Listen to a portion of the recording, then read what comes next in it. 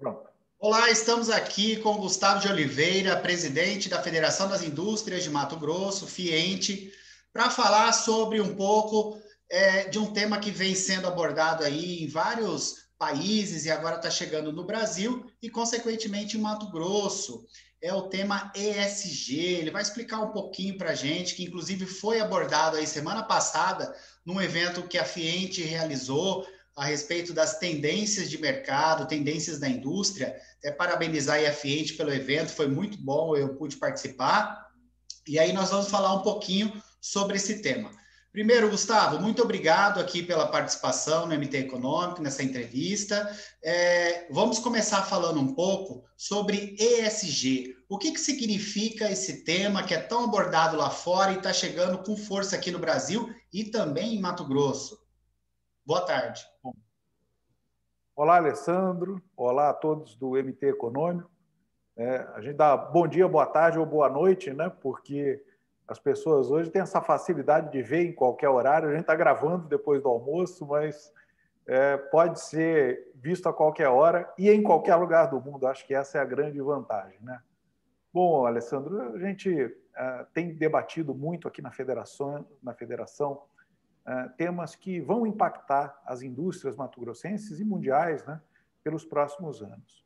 E uma dessas grandes discussões é o que a valorização desse conceito de ESG, que nada mais é do que uma sigla em inglês que aborda os aspectos socioambientais e de governança de uma empresa. Então, E de environmental, que é o meio ambiente, a preocupação da empresa com as questões ambientais, com a pegada de carbono que ela deixa, com o impacto ambiental não só da atividade dela, mas até mesmo do ciclo de vida dos seus produtos, né? Todo o aspecto social, como é que essa empresa se relaciona com a sociedade e com a comunidade, se o impacto que ela traz é positivo e quais são as ações que ela tem com a sociedade na qual ela existe e na qual ela faz negócios, e toda a parte de governança. Como é que essa empresa é administrada? Como é que ela trata de políticas como, por exemplo, a equidade racial, a equidade de oportunidades para pessoas de diferentes religiões, de diferentes opções sexuais, e etc. Então, basicamente, o que a gente trata quando fala de ESG é como é que o mundo olha a sua empresa, como é que o mundo olha os produtos que a sua empresa fabrica e como é que isso pode impactar os seus negócios, positiva ou negativamente. Isso é fundamental. O consumidor está cada vez... Essa questão de como o mundo olha, que você falou, está relacionado também ao novo consumidor, né? De que o consumidor não está mais preocupado apenas com o que ele vê lá na ponta do comércio. Está tendo uma diferenciação dessa maior preocupação também em como é fabricado o produto, questão de onde é feito, a rastreabilidade. Isso é algo que vem dar uma base para esse crescimento do ESG no mundo? O conceito de ESG ele é aplicável a empresas, mas ele é principalmente isso que você falou, uma exigência do consumidor. As pesquisas todas de consumo no mundo mostram claramente, primeiro, que o consumidor ele se preocupa, sim, com o produto que ele está comprando, com o impacto do produto que ele está comprando e com o impacto que a companhia que fabrica ele está causando no mundo, né? Então, a gente teve, historicamente, diversos casos muito importantes. Uma grande fabricante de tênis mundial, por exemplo, foi duramente criticada há algumas décadas por utilizar a mão de obra infantil do Vietnã para fabricar os seus calçados. Outras empresas foram denunciadas por agredirem o meio ambiente e hoje nós temos até, pasmem, não só empresas, mas as empresas sendo punidas porque não adotam práticas de, por exemplo, combate a assédio moral, assédio sexual dentro das companhias. Não é raro, Alessandro, o caso de que, por causa do comportamento de um dirigente ou até de um membro da organização, toda a empresa, todo aquele ecossistema em volta da empresa sofra uma análise ruim por parte do consumidor. Agora, como é que as empresas se preparam para isso, né, Alessandro? Primeiro, eu digo que não há só a certificação como forma de mostrar que você realmente atende às especificações. Hoje, com as redes sociais, com a divulgação de práticas e com transparência, muitas empresas podem comprovar que têm boas práticas, né? Quando a gente olha para a década de 90 e para os anos 2000, o grande poder disso estava em certificados, em certificações. Mas hoje, com mídias sociais, com a facilidade que a gente tem de dar transparência às ações das empresas, eu digo que não basta parecer ser. A empresa tem que realmente ser e adotar as boas práticas, porque ainda que ela tenha um certificado, uma denúncia comprovada, embasada de alguma prática ruim, pode destruir a imagem e, consequentemente, destruir o mercado que uma empresa tem. Agora, no ambiente empresarial, parece que está dando aí um exemplo também para os governantes, né? Que foi até citado por você na semana passada no evento, o tema Cidades ESG. Como é que pode ser enquadrado esse tema para os municípios, para os estados, né? Para o poder público, em contrapartida aí da sociedade, daquilo que a sociedade espera, né? É óbvio que quando a gente fala de cidades, a gente tem que entender, primeiro, que no Brasil você tem desde a maior cidade do país, que é São Paulo, até pequenos municípios no interior, né, de estados ainda em desenvolvimento. E quando a gente tenta aplicar esse conceito da mesma maneira, nessa diversidade de tamanhos e complexidades, a gente pode ser injusto. Na verdade, o que nós defendemos é, primeiro, muito se falou que a evolução das cidades traria para grandes aglomerados urbanos, com muitas pessoas, com grande densidade de pessoas e talvez com muita tecnologia, é o que se chama de smart cities, né? Cidades inteligentes. E a imagem que a gente fazia era isso, megalópolis com muita tecnologia. E a pandemia e diversos outros urbanistas nos apresentaram outros conceitos.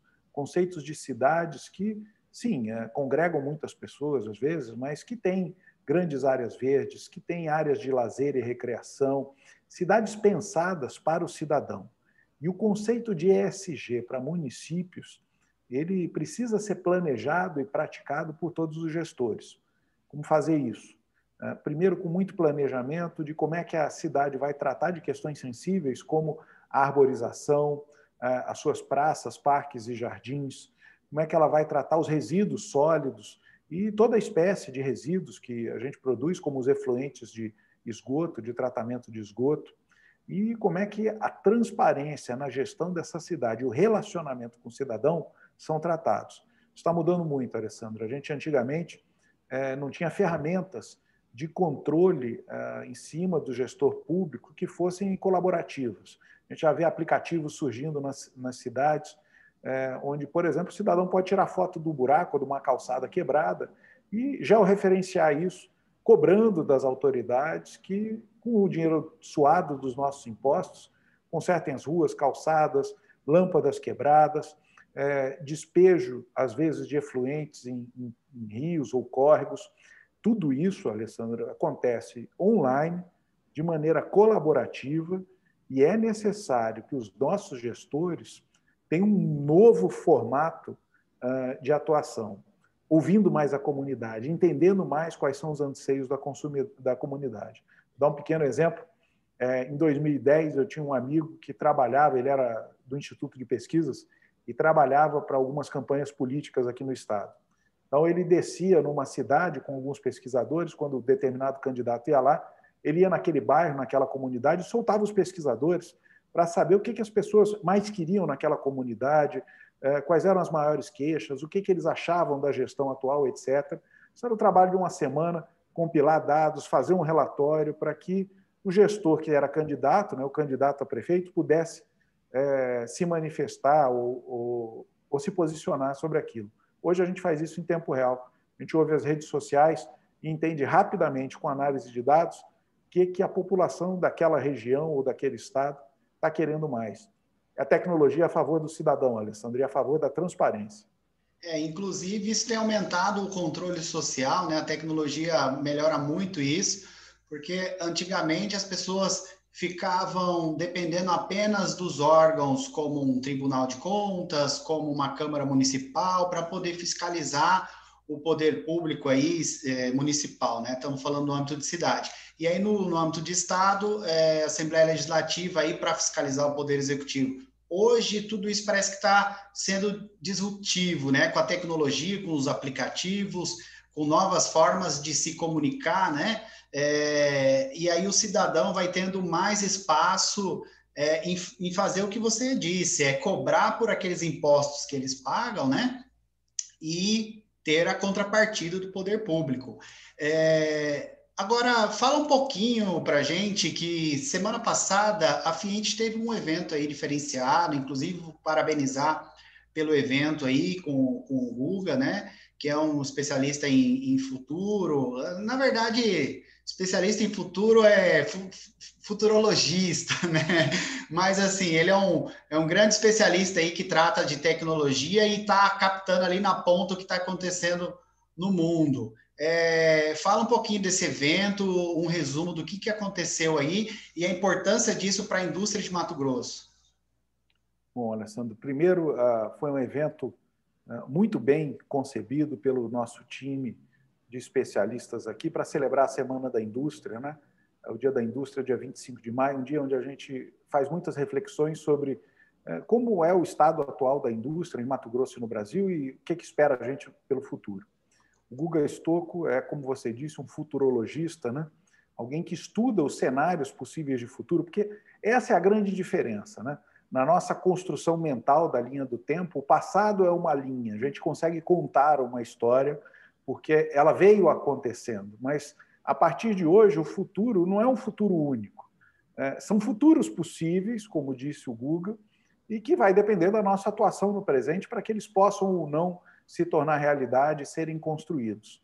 O Guga mostrou para a gente, primeiro, que Mato Grosso tem muitas oportunidades dentro de tudo isso que acontece no mundo, na busca por conceitos de ESG, pela economia verde, por uma produção cada vez mais sustentável e, principalmente, por indústrias com alta eficiência. Eu disse isso. Por um lado, a gente tem uma indústria que começa a se desenvolver com mais velocidade, por outro, ela já nasce moderna e já nasce digital, mais ou menos como as crianças que nascem hoje, Alessandro, que já interagem com equipamentos, com celular, smartphone, com tablet, de maneira natural. Assim, a indústria de Mato Grosso ela está nascendo muito forte em um momento onde a tecnologia já está presente em todos os negócios e pode apoiar muito o empreendedor.